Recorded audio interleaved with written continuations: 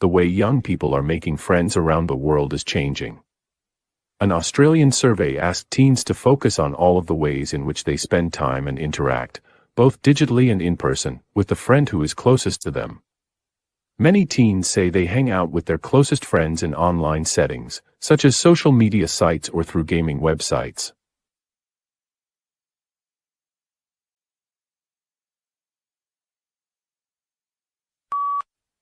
Many companies are using the skills shortage argument.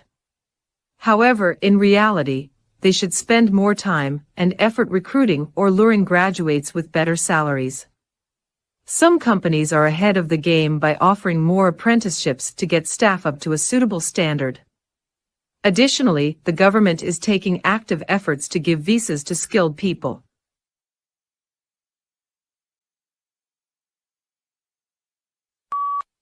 To some people, technology is controlling their lives.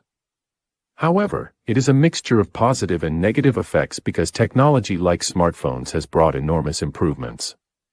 Take, for example, the impact of technology on communication. Smartphones have revolutionized the way items such as personal and commercial messages are sent with the electronic transmission of messages.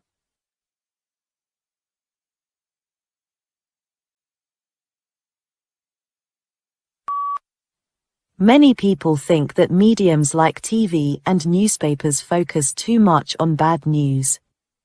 They think that this is a trying issue for society to consider because it can lead to many other serious problems such as bad behavior, vandalism, and burglaries. By watching graphic images of such details on TV, people become hardened and then find it difficult to distinguish between right and wrong.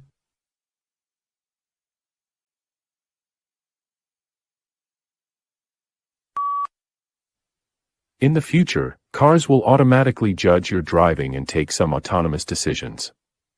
If the car decides you are angry and in danger of driving unsafely, it might adapt itself to make things safer. On the same grounds, a shop might use this technology to work out when customers are more likely to buy things, including things they probably don't really need.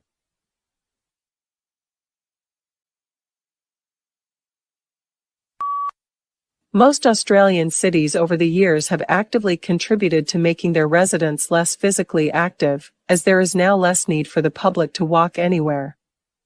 Yet, the health and economic benefits gained from the financial investment are clear for everyone to see.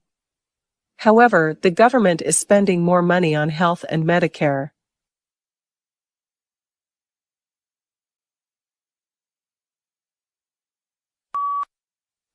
Geological and historical records are used to establish the nature of past coastal changes. Monitoring of coastal change is also undertaken using a broad range of techniques including laser technology and digital aerial photography. These techniques are used to determine coastal topography, coastal erosion, and shoreline position with high accuracy.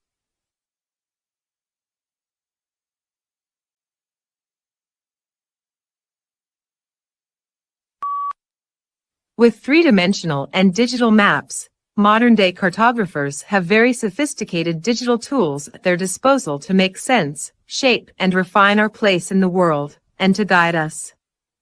With the primary function of creating maps, as in the past, cartography as a science is still having a huge impact on human progress.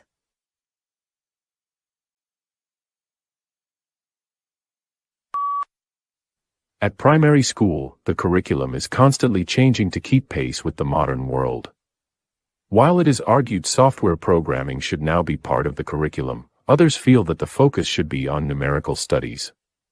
Some others believe that children need to play more at this stage rather than being bombarded by more technology.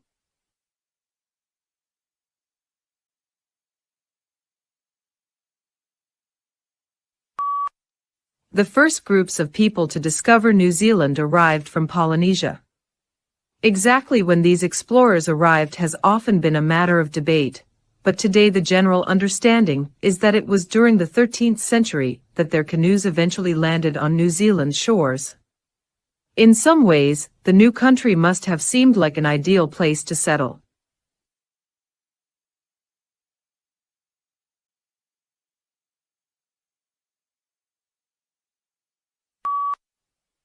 The birth of modern American dance occurred in the first years of the 20th century. And perhaps unusually for academics, dance historians hold remarkably similar views when it comes to identifying the early 1900s. We can see that dancers quite deliberately moved away from previous approaches.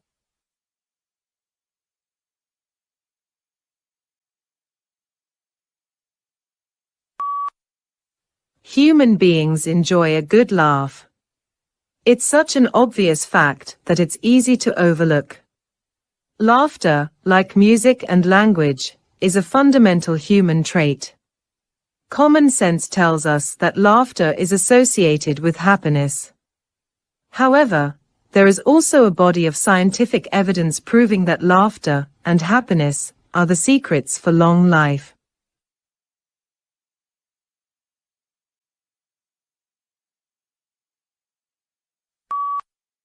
On paper, biofuels seem the ideal replacement for oil, coal, and gas, the fossil fuels we depend upon, and which drive global warming and disrupt weather patterns by releasing carbon dioxide into the atmosphere. But the past decade has seen the biofuel industry face tough questions over whether it can truly claim to be green.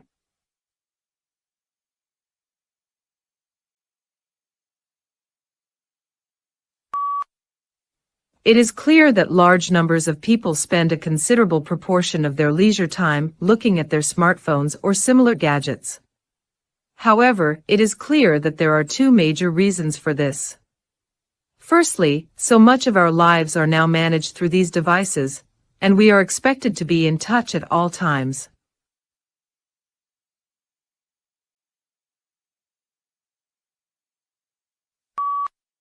People from almost every culture like to collect things. They might collect stamps, books, cards, priceless paintings, or worthless tickets to old sports games. Their collection might hang on the walls of a mansion or be stored in a box under the bed. It is often a fascination to researchers that what is it that drives people to collect.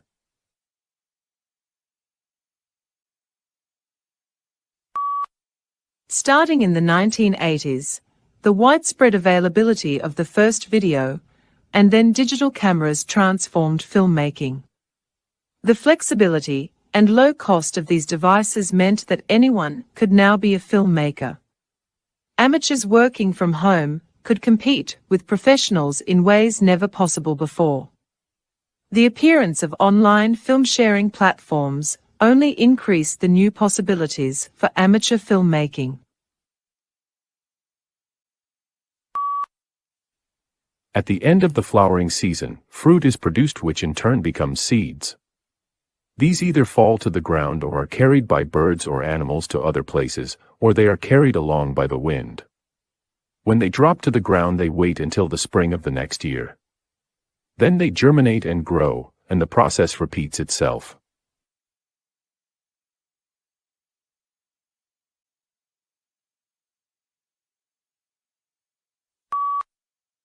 Interest in measuring subjective well-being has grown considerably over recent years in the UK.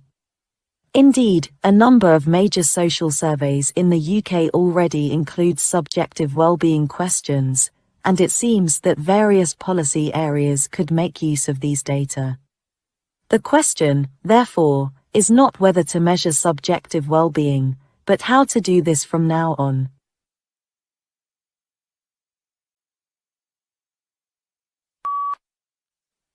Last year the agricultural and meteorology departments at the university were given a $20 million grant, funded in part by the government and various companies in the food and agricultural industry, to conduct research into cloud seeding to increase precipitation. It is hoped that the benefits accrued will have far-reaching consequences for other drought-ridden regions of the planet.